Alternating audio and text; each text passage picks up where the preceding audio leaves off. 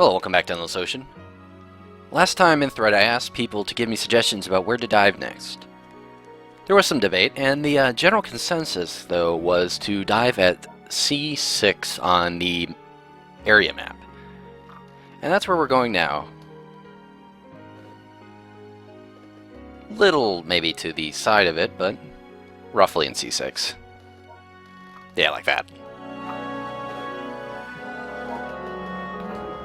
Now, the hope some people had was that by being a bit towards the ocean, we'd have a bit more of open water.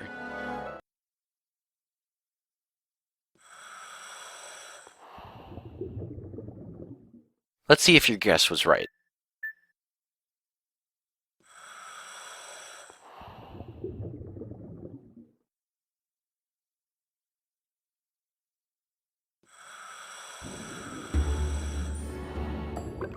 Nope. We're actually in pretty shallow water.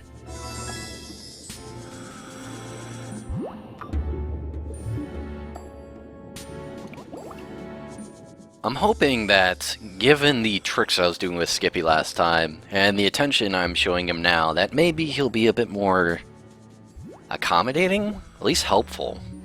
Dunno. Maybe he'll follow me a bit.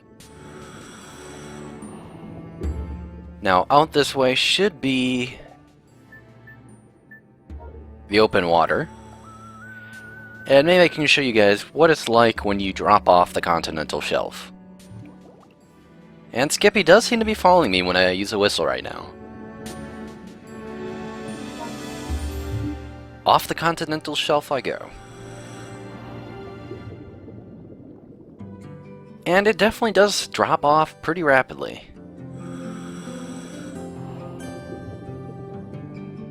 Pacific islands like Manalai and Hawaii tend to be formed when crust moves over volcanic hotspots on the ocean floor. They result in very tall volcanic mountains. So the steepness here and the suddenness of it really is actually pretty accurate. See how far we can go.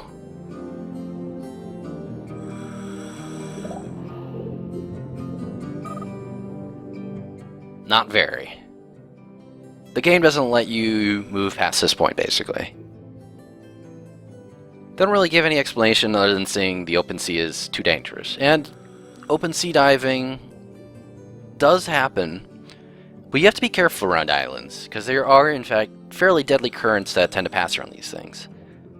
Hawaii, for instance, while having plenty of places where you can dive and swim off the island and have a very good time, there's others that are pretty deadly, pretty dangerous. Off the southern coast of Big Hawaii, for instance, there is a very strong current that passes by the island, due to the island being there, and if you were to get caught in it, would probably sweep you out towards Alaska rather quickly.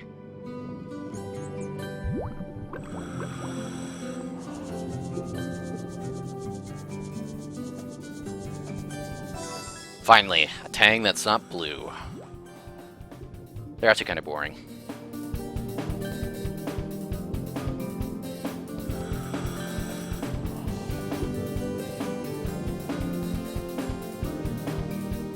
Now this type of reef is a fairly typical sort of formation for reefs. Reefs are much more like this than they are, say, like the large coral pillars that we saw near the start of the game. They tend to be a bit low-lying, not too deep under the water, and full of colorful fish, much like we have here.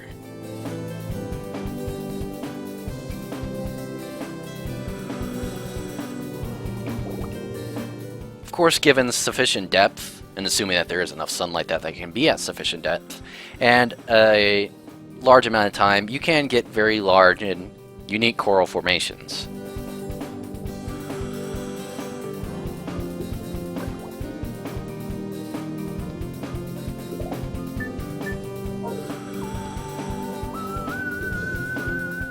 Where's Skippy?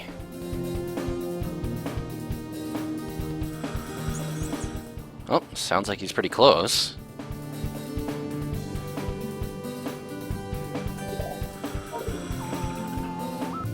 Wait.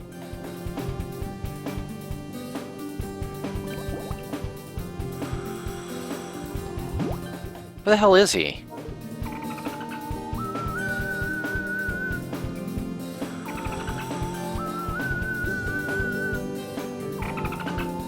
Sounds like he's over there. But, wait. Oh. He was below us the entire time. Weird. Well, I guess he is following us, so that's one problem solved. Kinda. Eh.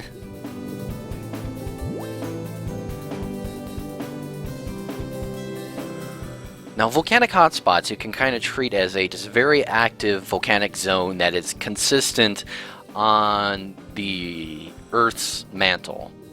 It's always in the same sort of general location. And what's happened is that while the spot stays in the same place, the crust is moving over the spot very slowly. And as it moves, you have islands form in the area. You have the volcanoes rise up through the crust and form the islands.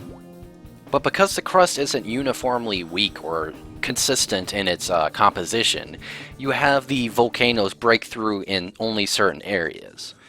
That's why you have volcano island chains. You originally have the volcano pop through on one end of the chain. Keeps on going, the volcano on that island gets weaker and weaker as the crust keeps on moving, and it dies out. You have the island sort of end, it stops growing. Then, a little bit further on, along the motion of the island chain, you have another volcano form. Sometimes this volcano actually forms on the same island. That's why Big Hawaii has actually 2 or 3 volcanoes, with the newer volcanoes being towards the front of the island chain. This is why the biggest islands on Hawaii are the youngest islands. So Big Hawaii is the youngest island. It has active volcanoes on it. So given sufficient time, all the islands of Hawaii, all of the islands, will eventually sink beneath the sea. Of course, they'll be replaced by new islands in the chain, and the cycle will continue on forever. There will always be Hawaiian islands, so long as the hotspot is active.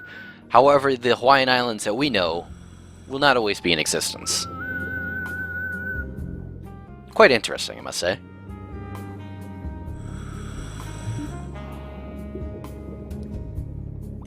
And I have no idea where Skippy is. I guess he's just gonna be forever a little bit untrustworthy. Oh well.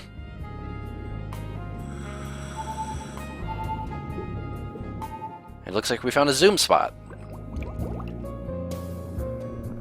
That looks different.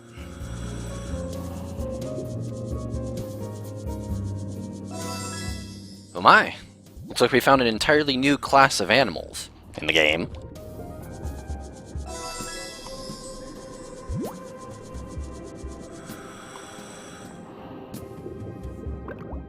The festive sea slug. That's a gastropod. A nudibranch, even.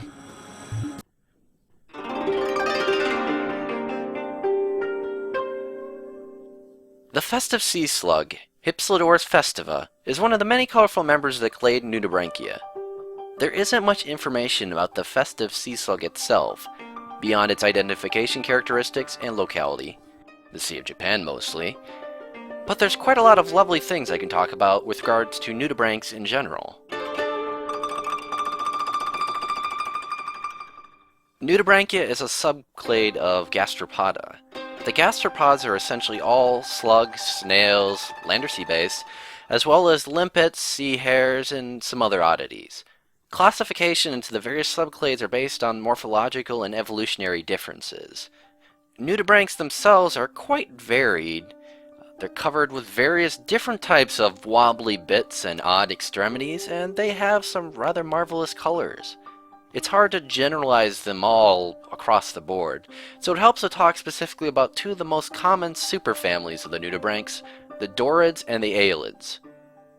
The Dorids, including our lovely festive sea slug here, possess external gills, the feathery things in the rear, as well as what are called rhinophores on their head, tentacle-like protuberances.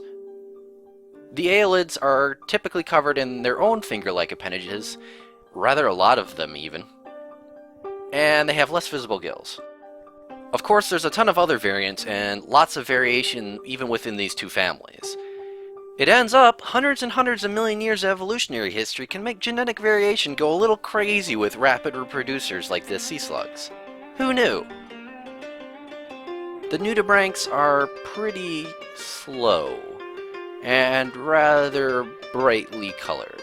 It's easy to spot them. They also have lost their shell through evolution, which would make you think that they're pretty vulnerable to predators. However, their colors actually act to their benefit in a lot of quite strange ways. Many species do have actually some sort of camouflage. Bear in mind that coral reefs are pretty colorful and bright themselves, so the sea slug is pretty at home. The contrasting color patterns of sea slugs also has the benefit that it can make some animals think that they're poisonous or distasteful. Now, the reason this probably works has a lot to do with how diets work for animals in terms of evolution. Basically, animals tend to only eat things that are familiar with them. That's what's safe. They have an evolutionary tendency towards things that they're less poisonous to. Now, and the weird colors, the strangeness of sea slugs might actually make it so that no animals try eating them because they're so foreign and alien compared to much of their normal diet that they're not really willing to take the risk. Of course, some sea slugs actually are poisonous, so you have that there too. Now, the way that sea slugs get poisonous is actually quite interesting. Many sea slugs feed on hydrozoan jellyfish, which tend to be covered in lots of very nasty stinging cells. Now, when the sea slugs eat these jellies, the stinging cells are stored in the body walls of the sea slug. So basically, they themselves gain the jellyfish's stinging ability. Now, these specialized cells can allow nudibranchs to do something even odder. When they feed on plants, it's possible for them to take in the plant's chloroplasts and store them in the same area that they would normally store the stinging cells of the jellies. This essentially allows them to limitedly photosynthesize, allowing them to generate their own food. Some also generate toxins by feeding on sea sponges and combining the various toxins of the sponges into a kind of super toxic, evil toxic sea slug poison cocktail. Some also release acidic mucus, which is pretty gross. Nudibranchs are very pretty, to be honest. You wouldn't think it, really, that they'd be so pretty, but they are. And they're very, very chill to watch. Just watch them go. Just watch that slug go. You keep on trucking, festive sea slug. You keep on trucking.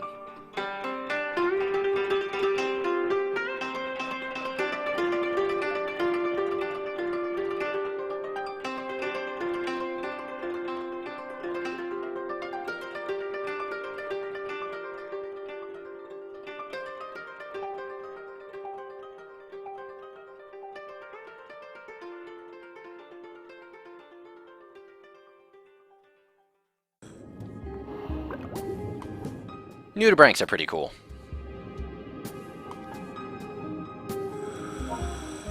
Now, we kind of came from over here, but I want to see if there's anything I'm missing in this area. Or if it's just a bunch of coral and rock bluffs. It probably is, but I want to be thorough.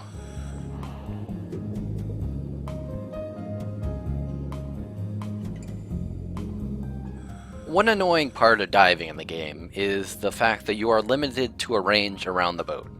They only load a small zone, and that's the furthest extent that you can actually dive in. The thing is, that's not too unrealistic from diving in real life. Generally speaking, you're diving off of a dive boat, and you need to stay within range, usually visual range, of the boat, because that's your way out, and you don't want to be stranded. One of the worst things that you can have happen to you is your boat captain entirely forgets you and just leaves you to die. Sometimes you can find another boat to pick you up, but generally speaking, not something you want to have happen. Especially in high current zones. I've had that happen to family members. That was not an enjoyable experience.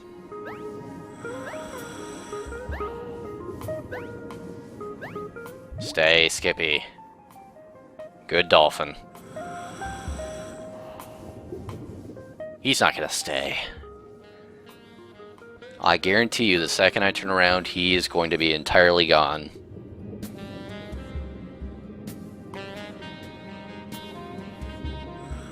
But the range in game is pretty similar to the dive range in real life. In fact, I'd almost say it's bigger.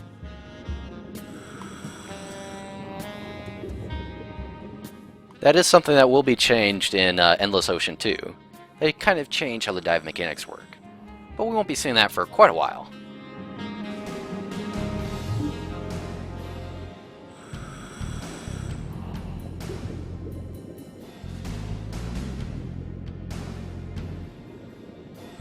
Well, we didn't really find anything over here, so let's head back. There was a downturn that seemed to head back towards where we found that deep valley. Maybe we can find something on this side of the valley now.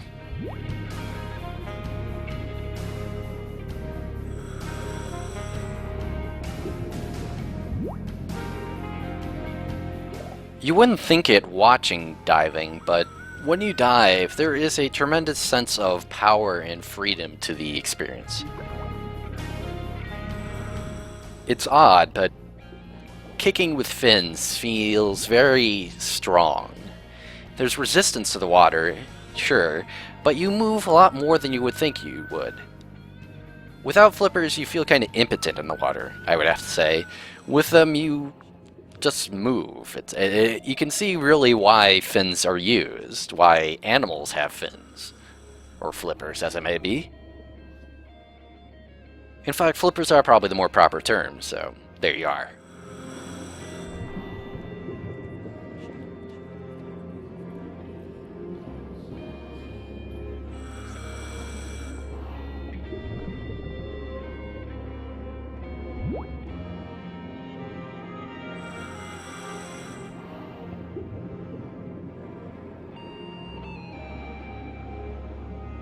Now you may have been wondering from the video last time why I didn't actually find anything really interesting. Well, part of that is because I picked a bad location and time to dive in the game. Another is that there is actually an element of randomness to the game. Some of it's based on a seasonal timer. Right now we are in July in the game. It moves on an actual day-to-day in-game time zone thing. Different animals appear in different places at different seasons.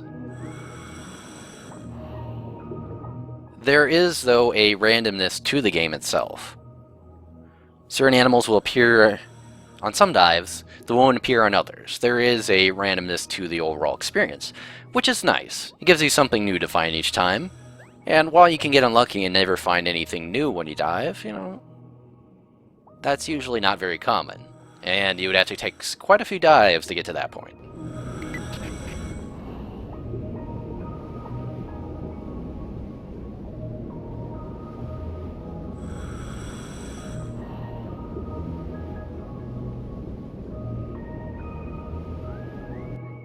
And we've hit a barrier.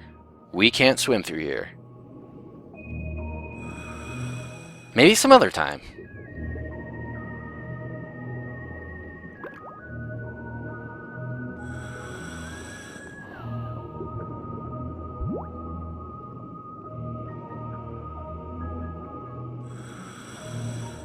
Now the sand here is very, very white, you might notice.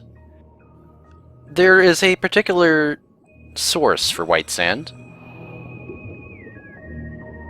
It's actually parrotfish. Parrotfish nibble on coral and give you white sand.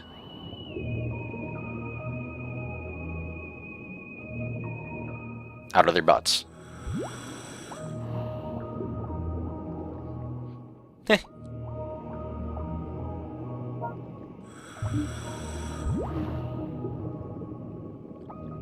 So as you can see, even though we're closer to the island right now, we're actually much deeper than we were before we hit it off the shelf. Normally that isn't very accurate, but there's a special reason behind that here.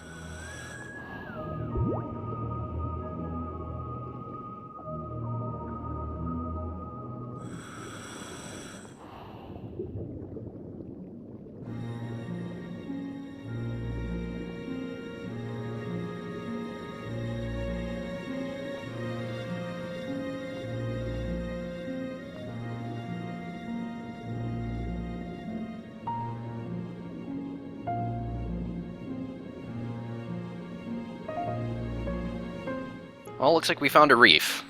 Bit different looking one.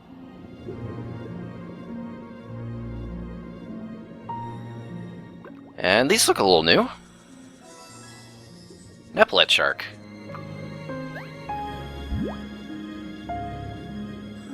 What's an epaulet again? I can't even remember. They're those frilly tassely things that officers used to wear on their shoulders back in the day. Oh, yeah, that's right. Wait, when did you get here? I've been here the whole time. I'm always here. Okay. Those nudibranchs pretty cool. They are. I have to say, I like how the epaulet sharks look like they're walking. It's a neat little effect. They did put some attention into how they animated them. Yep, a couple things do that. It's pretty neat. You wouldn't think it given how small they are, but epaulet sharks are actually related to the largest shark, pretty closely, the whale shark. Yep. Get that shiny thing. I'm gonna get that shiny thing. Oh shit, son. Our demoiselle and a shark tooth necklace. Don't wear one of these in real life, please, people. There was a brawl there, man. Went down. Shark lost a tooth. Some nerd got stabbed on a boat and tossed into the water. Eat it, nerd. He ate the briny depth. And they got eaten by a shark. A tiny, tiny shark. Oh god. Warning. Warning. Warning. Yeah, kind of skirting the edge. I wanted to see if there was anything more of the comb reef in this area, but really can't move to check it out just because of how we're placed. Oh well. Return to the containment field. And at this point, I'm kind of wondering, where the hell did Skippy go? He was following me for a bit, and lost him, and I have no idea where he is right now. I don't care where he is. I really don't. Look, he is helpful, and he is our friend, and he is showing marginally more attention to me right now than before. Not right now, he's not. Well, maybe not this second, but... in general, he has been much more accommodating this dive. We have reached a sort of understanding. We're in sync. There he is. Oh, shit. And it looks like he's pointing to a thing.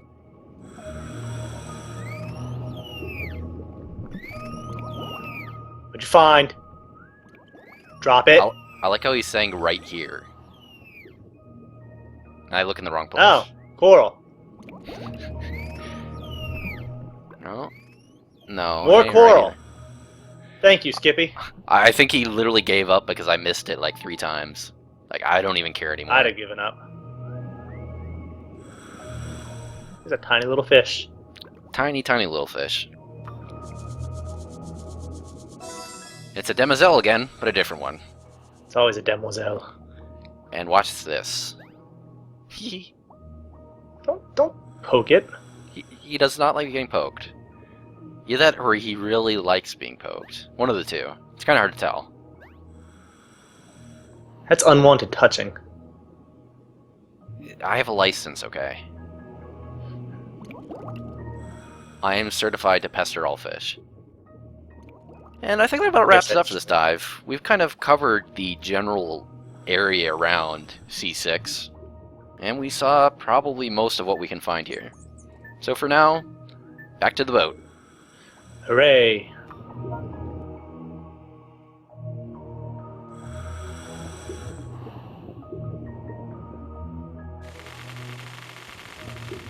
Look at them little things fall off your map. And somehow I managed to miss a few squares even. How did you do that?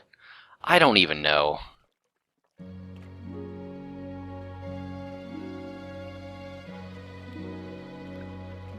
Pretty rare find.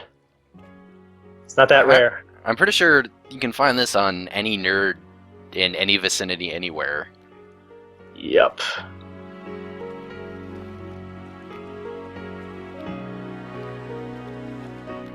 Sharks are pretty common in the generally with Polynesian religions. Because they're badasses. They are badasses, and you have to admit, island living means a lot of dependency on fishing, so there's a lot of encounters with sharks. Probably going to be talking about them a little later, though. I'll actually talk a bit about, say, the Hawaiian gods. Magutapa. The mysterious Magutapa. Yeah, mail. Go check your mail. I'm going to check that mail, but first I'm going to look on this bro. Whoa! What? What? What? How was that? What? How was that? What are you doing here? Oh. What? Oh, This is not even nearly realistic. no. Just why?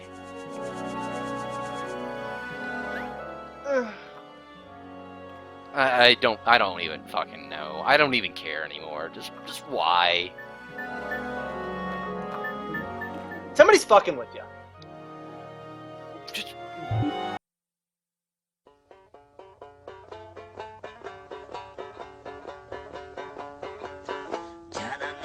Polar bears are the world's largest land carnivore, and they love to eat baby seals. They live in cold places, as that's where baby seals live.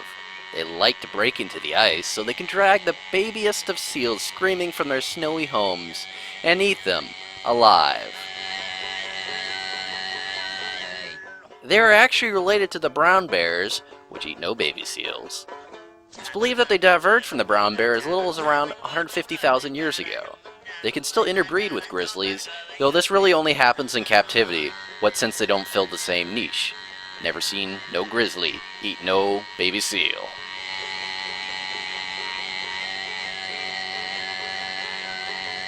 They predominantly live on the ice, though they will live on land near the water. Their primary method of hunting is to find seal breathing holes in the ice. There they'll lurk until they can smell the breath of a seal. Then they reach their paw in, drag it out of the ice, and then crush the seal's skull with its jaws.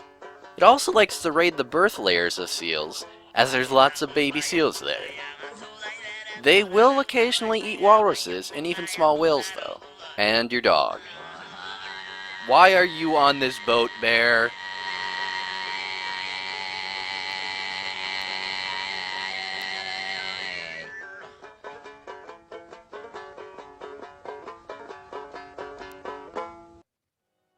Fuck you, bear. Go back to Canada. I don't even want to know how he got down here. Ice flow? What's her Another name? boat. It's just buying these. She's renting them out just to fuck with you. How dare you be the one to dive? I'm gonna put a bear on your boat. Man, I'm gonna put a bear on the boat. He's gonna be so pranked. Oh my god. And the Comb Reef. And we don't find any of the things they talk about at the Comb Reef. Didn't see any grouper, didn't see any bullhead sharks. Oh well. Sharks, so. We saw a pretty sweet shark. Advanced time itself. We That was fast. took a nap. Maybe. And we're gonna go to the Deep Valley because I want to check something out. Because I'm curious. There's deep things there. There's deep things there. I want to see if it's actually possible for us to go into the Deep Valley to see what deep things we can find down there. So when you left, did you like peel out and the polar bear just flew back over your like pilot house or what? I assume he's still there. He's just kind of still sitting there, I assume. I'm just pretending he isn't. I like to think that he was just ditched behind you. You punched it, he flew into that windshield and just went over the damn thing.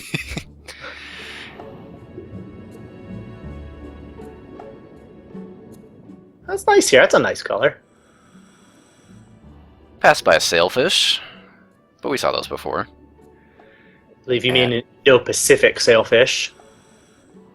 It's a sailfish. It's not an Atlantic sailfish. I would think so, seeing as how we're in the Pacific. Dude, we just saw a polar bear!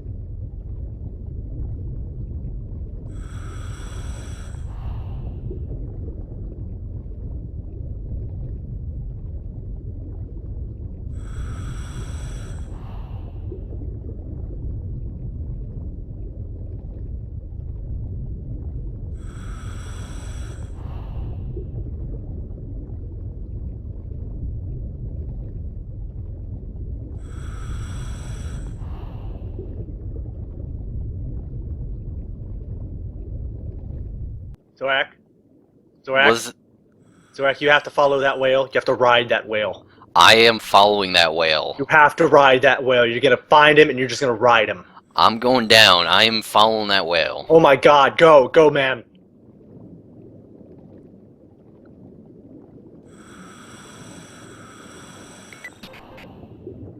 Like an abyss.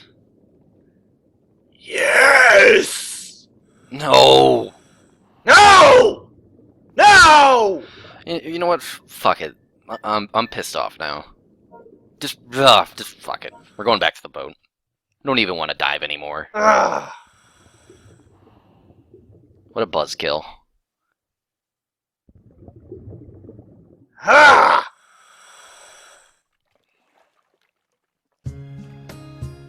I'm so angry. I'm gonna go fucking read my emails. Send some Angrily. Just a spider. I'm not even gonna go by her. I'm just gonna fucking go read the emails.